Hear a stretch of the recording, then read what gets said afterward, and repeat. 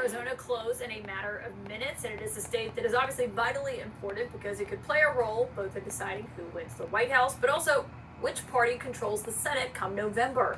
It is a state that has become a hotbed of election denialism, as we have followed closely. That is why CNN's senior data reporter, Harry Enton, is here. And Harry, I think this is really interesting because this is a series of primaries that are playing in Arizona that can tell us, are Republican voters choosing candidates who still push election denialism, or are they going in a different direction?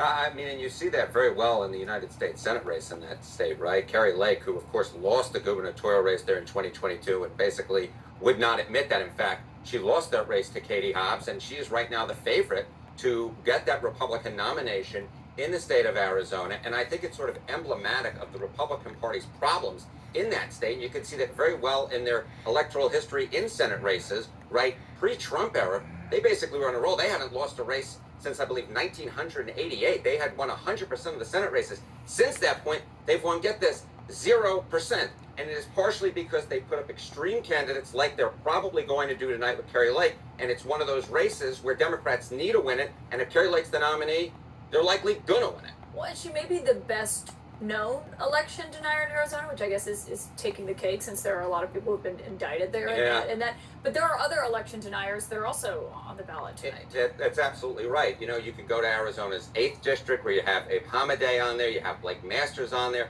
the Maricopa County Recorder's office, where the incumbent is actually not an election denier. He's actually someone who believes in the sanctity of our elections, believes that the votes that actually get counted are real votes, which of course is what we should believe in. So the fact is, we see this across sort of the spectrum, where you see people who actually believe in our elections getting challenged by election denialism, or those who are at least floating with it, and those who are election denialism or believe in election denialism basically have easy rides to U.S. Senate nominations, perhaps ones that they shouldn't necessarily get. Okay, you just mentioned District 8. Can we please talk about what's happening there, where 2 people have been endorsed by Donald Trump? Yes. So Abe Hamadeh, who ran for Attorney General last time, got endorsed by Donald Trump. And then in the closing days of the campaign, Blake Masters, who of course ran for the United States Senate, another election denial guy, then also got endorsed by Donald Trump. It's almost as if Donald Trump can't lose, and maybe it's because his endorsement hasn't been as good lately, right? Before June, he had won, or none of the people he endorsed lost. 4 of them lost in June. Can you endorse 2 people in one race? Sure, you can.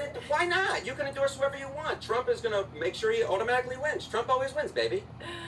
Well, we'll see if that's true. We'll see if that's true. Harry Enton always wins. Harry, thank you for that. We'll continue tracking all of those races here. Thank you for joining us. CNN Newsnight with Abby Phillip starts now.